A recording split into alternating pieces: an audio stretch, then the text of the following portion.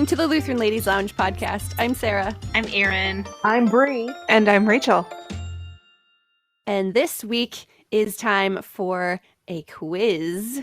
The last couple of times, we've had some really interesting quizzes. They've been super fun. Hopefully you've been able to hear those. I think this quiz is very applicable to what we're all experiencing right now in the world. So I'm pretty excited about what's about to happen for however long this takes.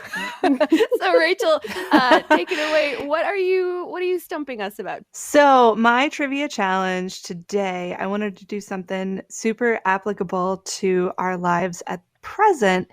And I read a few articles early on in the whole lockdown saga that sort of highlighted the complicated relationship that Christians and plagues have had through the years.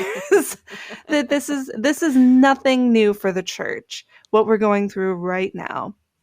And so I took a deep dive back through history and dug up a few tidbits that hopefully will stump you guys, but not too badly today. So I hope you're ready for some church It history could go either way. and epidemiology at the same time. Before we begin, though, I need to give a huge shout out to one Lyman Stone, who recently authored an excellent article for foreignpolicy.com entitled "In Coronavirus Epidemic, Christianity Has Ancient Lessons." So while not everything in the quiz that follows came directly from that article, the thinking in it really helped me shape and organize my thoughts on the subject. So I want to give credit where credit is due. And if you haven't yet heard of him, Lyman is amazing. And I'm going to call him by his first name, partly because it's a wonderful name and partly because I want to pretend that we're good friends. He's a research fellow at the Institute for Family Studies, an advisor with demographic intelligence, an LCMS Lutheran, and a demographics rock star, and his tweets are about the only thing I've missed when I left Twitter. So if you're on Twitter, check him out at Lyman Stone KY. The KY is for Kentucky, his home state. And if you aren't on Twitter, stay away. It's not worth it. I'll also make sure there's a link to the article that I mentioned above in our program notes, so you can check it out for yourself. So with that huge mega kudos out of the way, are you guys ready? Let's do it. All right. First question is more of an essay question, so try to make it brief. You each get one answer. So epidemics were nothing new in the time of Christ or the early church. But what was new then, and what is still radical today, was the way Christians responded to them, shaped by the words and by the example of our Lord Jesus. So which of Jesus' words and actions do you think, again, this is an essay question, have done the most to impact the unique Christian approach to sickness and sick people? So you each get one. Well, the one when you were naked in prison and you clothed me and when you gave me water to drink. I'm totally mixing up words, but that one. The whole caring for Matthew your 25. neighbors. Yeah. Yes, that one. Very nice. Caring for your neighbors, no matter the situation, and not always even knowing that you're doing it. I'm going to go with the lepers, and that he didn't, because he didn't run away from them or stay away from them. Instead, he actually interacted with them and healed them. I was going to sort of piggyback off of that and say anytime he healed on the Sabbath, sort of going against what, and not to say don't break the law right now, because that's not what I'm saying right now. Not the takeaway. However, that's not the takeaway. The takeaway is Jesus was not going to be bound by things that were going to prevent him from doing his Father's work. I don't know if that made any sense, but that's for sure. It wasn't gonna stop him from doing that. And I would add that he wasn't afraid to touch unclean things. Like when he put his hand on the bier of the widow's dead son in Nain. So we've got, at the very beginning of Christianity, everything is based on Jesus. who took a very different approach to sickness, to death, to untouchables and uncleanness than the culture around him. And that shaped Christianity then, and it does today too. So I hope that we'll just bear that in mind as we go through the rest of this history. So as I mentioned, epidemics were a fairly regular part of life in the Roman world. The empire was really super connected. The urban centers were super crowded. I mean, it was a perfect storm for sickness. And therefore, early church history is really closely entwined with the history of epidemiology. So closely, and here comes your question, that one devastating plague from AD 250 to 252 is actually named after a church father. Do you know which one? Oh, I just read about this, and So- I can't remember. So is the sickness itself named after the church father? Or Yes, it's called the plague of such and so. Ah, I think I have no know, but I'm idea. not going to say it because the only reason I know it is because my husband, before we started recording, was like spouting off about church plagues and history and church history and plagues. That's actually legit. So what's your guess, Bree? What is it? Justinian, the plague of Justinius. I don't know. Sorry, of Matt justice. and Bree. I don't listen to my Cyprian. husband half the time. Cyprian of Carthage. Yes. I wrote a paper on him Cyprian, once. Wasn't Cyprian, about the he's plague, pronounced though. both ways. Right. So, and it's not named for him because he started the plague. It's named for him because he, and through him, his biographer, gave us the best description of the plague. So like, oh, it's that plague that Cyprian wrote about. So yeah, here's a quote. Afterwards, there broke out a dreadful plague, and excessive destruction of a hateful disease invaded every house in succession of the trembling populace, carrying off day by day with abrupt attack numberless people, everyone from his own house. All were shuddering, fleeing, shunning the contagion, impiously exposing their own friends, not exposing like taking off their clothes, exposing like leaving them in the street to die. As The if with the horrible exclusion of the person who was sure to die of the plague, one could exclude death itself also. Skipping forward, no one regarded anything besides his cruel gains. Now, the good bishop of Carthage at this point was noted for encouraging his people not only to take care of each other during this plague, like maybe church look after the fellow church people, but also said that he might become perfect who would do something more than the publican or the heathen, who overcoming evil with good and practicing a clemency which was like the divine clemency, loved even his enemies. This was a time when Christians were like regarded as kind of not very cool. So during this plague, they reached out not only to the people within their community, but outside their community, and really started to make a name for themselves that way. So yeah, as mentioned, the natural Greco-Roman tendency during a plague could be summed up in the immortal words of Monty Python: "Run away! Run away!" And even Rome's most famous physician, Galen, which you may have heard of, during one outbreak fled Rome for his country villa. Thanks, Doc. But Christians were noted for their care of the sick. And this wasn't like sticking IV lines in them. This was simply like giving them food and water and a place to sleep it off. And that itself, that basic nursing care that the church provided alongside public services like, I don't know, burying dead bodies, which seems like a no-brainer to us today, but wasn't back then, had a huge impact on the mortality rates in the cities where Christians were abundant. So, next question.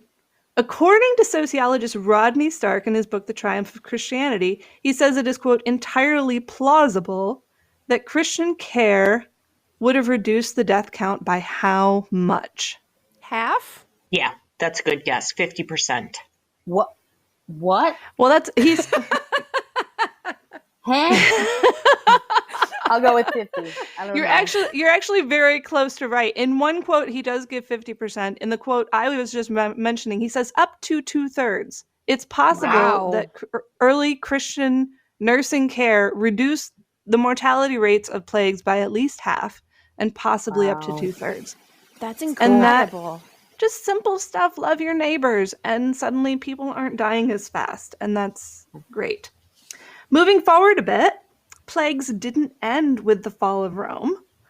So we go up to Luther's time, and in 1527, a devastating outbreak of bubonic plague, the same thing that caused the Black Death, hit Wittenberg. Martin Luther and his pregnant superhero wife, Lord Katie, resisted calls to flee the city and decided to stay and minister to the sick. All right, this is the saddest question on this quiz. So, what terrible price did they pay for this decision? Did she lose her Did baby? they lose her baby? Yeah, that's got to be it. Well, the baby was born, but because her mother was exposed to the Black Death while she was in utero, she was sickly from the start, and she died at 8 months old. Oh. Katie writes, "Here the plague is dead and buried. However, it seemed as if the terrible scourge had marked the child even before she was born. After 8 months, the sweet little Elizabeth said goodbye to her father and her mother to go to Christ, passing through death into life." And that just broke my heart to realize that they chose to stay where they needed to be to serve the people, and their flock, but that they lost something precious because of it. Yeah. So, however, okay, grab your tissues, whatever you need. But man. I thought Little that was Elizabeth. the sad one. There's more. Oh no, that was a sad one. Just dry your eyes. Yeah. Just get your face ready for the It next gets better. Okay. It gets okay. Oh, okay.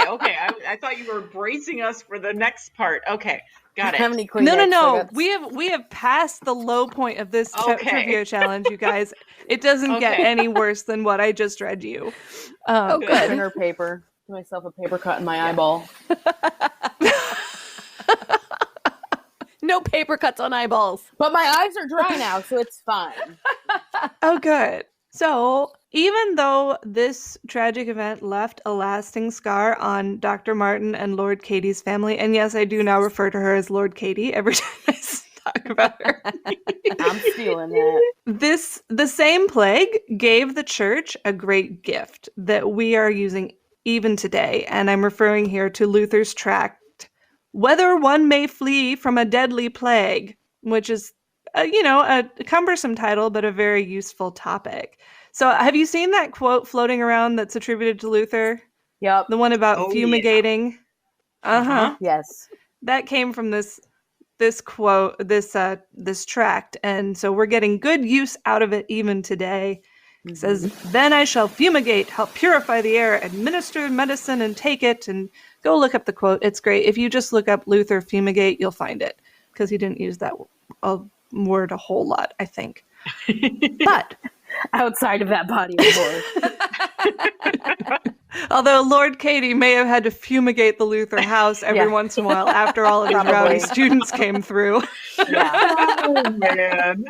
But the as beautiful as that quote is, though, it doesn't quite answer the question in Luther's title. To get the full answer, you kind of need to read the whole essay. So I'm going to put it to you. The question he was looking at is, whether one may flee from a deadly plague. What do you think Luther's ultimate answer was? Yes or no? It depends. Both. The good I both think that and is what Lutheran his answer. answer was. I think he said, here are some cases where you can, and here are cases where you can't. And it depends on your situation whether or not you can. Well said. Yeah. So he That's said, the yes, you can Lutheran flee the plague. It's those Christian freedoms. He said, basically, the fifth commandment does apply to you too. You shall not murder. Means don't put yourself in harm's way if you don't have to. But he said you can flee the plague so long as you are, and I'm going to put it in modern parlance here, so long as you are not an essential person. So who do you think was an essential person in Luther's mind? And he did give us a list in this essay. Pastors. Mm-hmm. Doctors. Butchers? Ooh, butchers. Did you say barrel makers, butchers? I did. Governors. Maybe the people that deal with the dead. I don't know what they would be called in that day, but the ones who would deal with burying Morticians. Let's see. How many more are you looking for? Is there Are we a even large right on any of category these? we're missing? You guys are on the right track, but you've missed a key element here. Oh, there's only one Okay. answer? So no. No. I've got a half a page of answers. So buckle in, ladies. Here is Luther's list of essential personnel for a plague. Those who are engaged in a spiritual ministry, such as preachers and pastors. All those in public office, such as mayors, judges, and the like. Oh, yeah. A servant should not leave his master, nor a maid her mistress. Again, a master should not desert his servant, or a lady her maid, unless suitable provision for their care has been made somewhere. Likewise, fathers and mothers are bound by God's law to serve and help their children, and children their fathers and mothers. Likewise, paid public servants, such as city physicians, city clerks, and constables. In the case of children who are orphaned, guardians or close friends are under obligation either to stay with them or to arrange diligently for other nursing care for their sick friends. Yes, no one should dare leave his neighbor, unless there are others who will take care of the sick in their stead and nurse them. So, if you aren't a spiritual or civic leader, a worker, a boss, a parent, a child, a doctor, a bureaucrat, a police officer, or the friend of a sick person, and if none of your neighbors needs your help, then you're free to flee the plague. Got that? So pretty much Loud and clear, next Marty. to nobody. Got it. Yeah. Got it. Okay. You'll cut out this part in a moment when you edit, but give me a moment because I got to go turn off my rice. We're taking a rice break. Don't cut this out because this is a great song. And when I become famous, it's gonna be worth $1 million. And think of all the royalty you'll get. Rice break, gonna take a rice break. Rice break, gonna take a break. I hope I don't burn my house down, cause I'm checking the rice and it's a rice break. You have to keep going. She's not back Yeah. yet. Rice break, it's a rice break. Gotta stir it to the bottom so it doesn't stick. It's a rice break and a good. Welcome back. Oh, hi, Aaron. That's gonna be there's a natural break there. It's gonna be fine. That was fantastic. Oh, there is no way that's not getting published. Dang it. Hashtag Okay. rice break. Okay. So, Rice Go break ahead. over. yeah. We are on to question 7 then. So we see from earliest times that Christians have been on the front lines of caring for victims of epidemics. And sometimes they've been even slightly ahead of the front lines, which didn't always set well with those around them. So let's move from 16th century Wittenberg to 18th century Boston, where an anonymous person hurled a small bomb through the window of Protestant pastor Cotton Mather, who has perhaps the best name ever. So why did Cotton Mather get a bomb chucked at his head? And it's related to a plague or an epidemic, I'm assuming. Yes, it is. What Was year he is this? housing people somewhere? This was in 18th century Boston in 17... Oh, shoot, I didn't write down the date. 1771-ish, let's say. Okay. Prior to the revolution. Mm-hmm. I say smallpox. Maybe, unless they you thought are he right. was spreading smallpox. Smallpox blankets. He was selling them. Smallpox blanket. Not quite. Oh. Kind of the opposite of that. He What was was buying brand them new from at the people time that people and weren't lighting them real on sure fire. about? Vaccinations. Yes. Whoa! got- On the wrong side of that day and age's anti-vaxxing crowd. Oh boy. Because he was an early proponent of the smallpox vaccine. And I'm not making any statement about today's anti-vaxxers, just saying it's been a thing since the beginning, a suspicion there. And so even though smallpox inoculation had been common in places like, I don't know, Turkey, India, West Africa, for a long time, Europe and America were kind of slow to try it out. But when they did, they needed some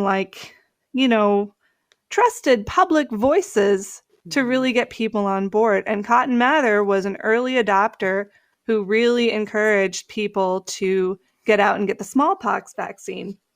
And sure enough, when they did, smallpox mortality in Boston went down to almost nothing in just a few years. So he did great work, taking his role as a pastor, as a respected voice in the community, and getting out in front of a public health crisis there. But there were a few people, including the guy who chucked that bomb, which didn't go off, thank goodness, who objected to him acting in that way. Yikes. Wow. So, are we ready to head back to Lutheranism land? Of course. Oh, yes. Why wouldn't we? I'm always. I know. Well, wanting because that. we don't have any Cotton Mathers in our list of great pastor theologians. But we'll fast forward again to 1849. This time to the historical heart of LCMS Lutheranism in America, C.F.W. Walther's St. Louis. Of course. That was the year, 1849, when approximately 1/10 of the population, including Walther's own mother-in-law, Christiana Bunger, died from what disease? So there's your question. What disease did they die of? What year is this? Typhoid. 1849. I'm Too guessing early for that typhoid. Spanish flu. Yeah, dysentery. I'm going to say dysentery or rickets. I don't Wait, know. which one? Those are Either. not. I don't think those are the same. They're not. I'm Okay. Well, You it want can't two be rickets choices? because rickets is caused by a vitamin D deficiency, not by a virus. So, Oh, okay. Dysentery it is. Sarah, you got one? I picked something from Oregon Trail, and you're probably on the right track. Go with cholera. Try cholera. Cholera. That's my second Cholera. choice. Second choice for the win. It was a Oh, cholera dang it. epidemic. Thanks for that. And it should be noted that Pastor Walther stayed in town, unlike the physician Galen, throughout the epidemic and continued to minister to the saints at Trinity Lutheran Church. Hmm. I have not found any sermons, at least none translated in English, that he preached that summer, but I bet they were really quite potent because he was doing a lot of funerals that year. And I want to another shout out to Warren Schmidt at the Lutheran Heritage Center for the article Summer of Death 170 Years Ago that sort of put me onto that little interesting part of our church history. Wow.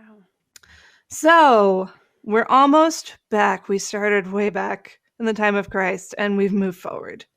But we've got one more stop on our epidemic world tour. But before we get there, want to Our stop tour and of death. Sure. We're gonna name this No, episode our the Quiz tour of Death. of life in the midst of death. Okay. She makes Got a valid morbid point. really fast. Okay.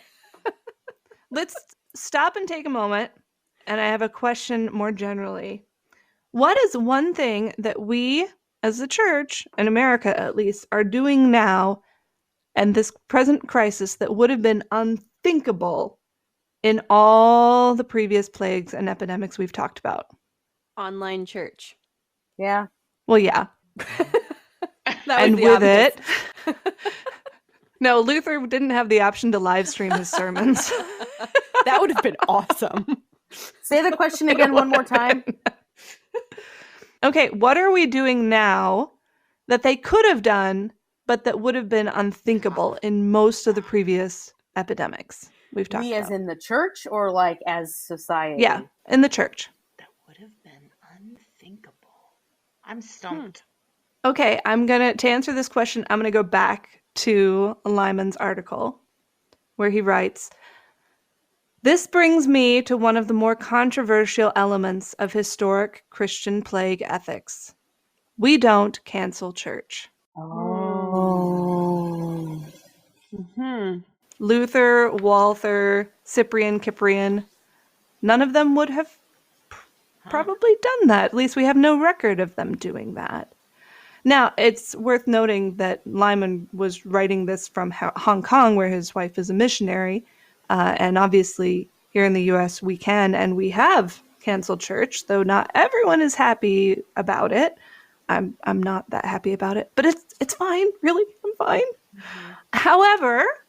However, this move, though very unusual, in the history of the church is not without some precedent, even within the American Lutheran Church. So, at what other time in American religious history did large numbers of congregations refrain from holding services on Sunday? 1918 Spanish flu. Ding, ding. Yes, ma'am. Yes, ma'ams, plural. Yeah, that was one time in history where we can look back and we can say because at that time germ theory had become a thing where it hadn't been before, and we understood how large groups of people could do as much harm as good. And so we really saw that response in 1918. So I've got a cool little tidbit here that I got to share with you. Please indulge me. Okay, so my grandfather, the Reverend George Mossel, was a seminarian at Concordia Seminary during the 1918 flu epidemic. Wow. And we happen to have some letters that he wrote home to his fiancée, Clara. Oh, Yes. At the time. And so I'll read you a couple of firsthand eyewitness accounts of Spanish flu on the Concordia Seminary campus.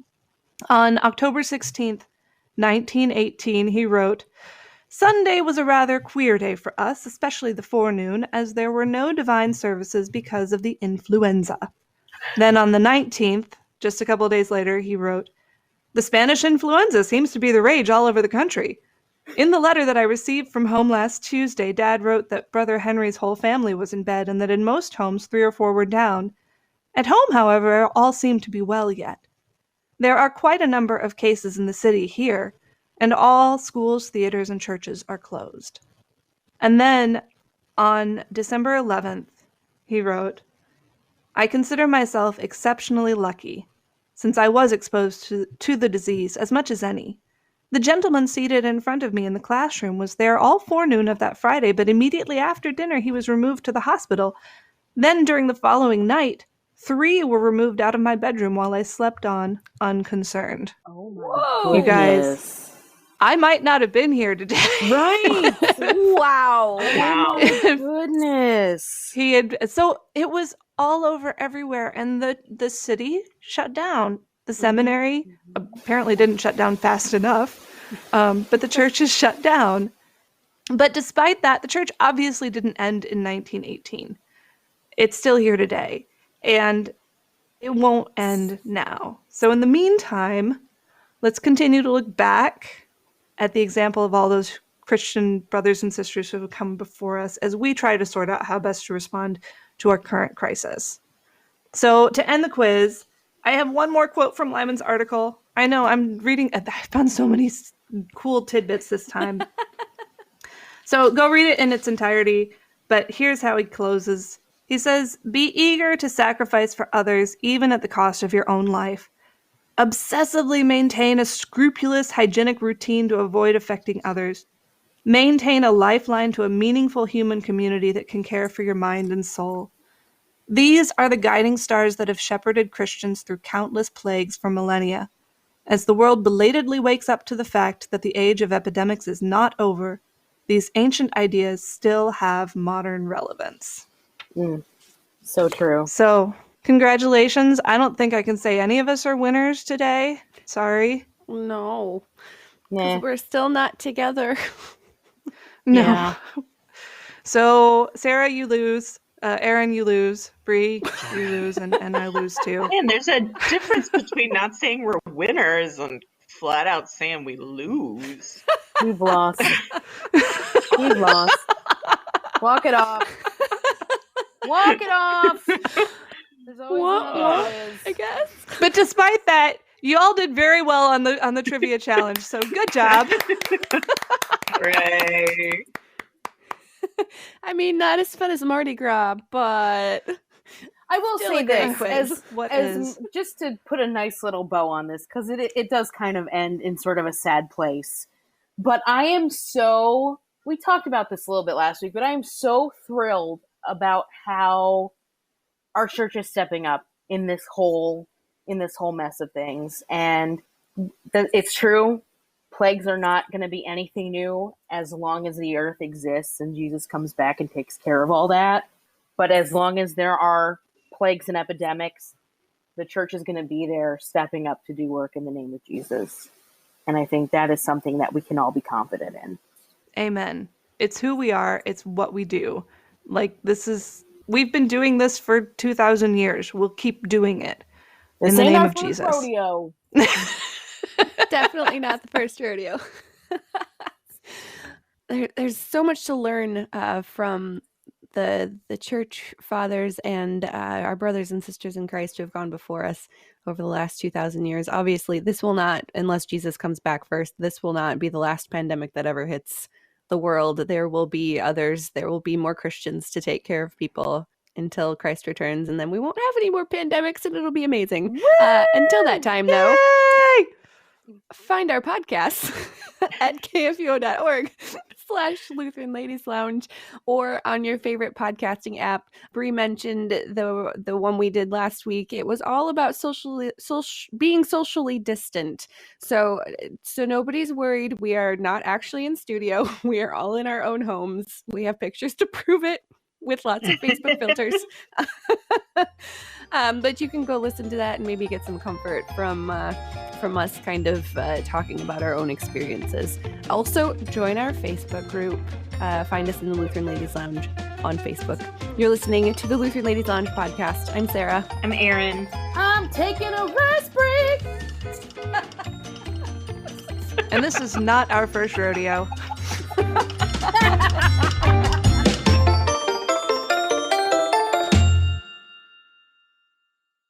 Views and opinions expressed on the Lutheran Ladies Lounge podcast may not represent the official position of the management or ownership of KFUO Radio, the Lutheran Church Missouri Synod. The Lutheran Ladies Lounge is produced by KFUO Radio and available at kfuo.org or wherever you get your podcasts. Join our community on Facebook in the Lutheran Ladies Lounge. Andy, if you're there, we're done. With the first one.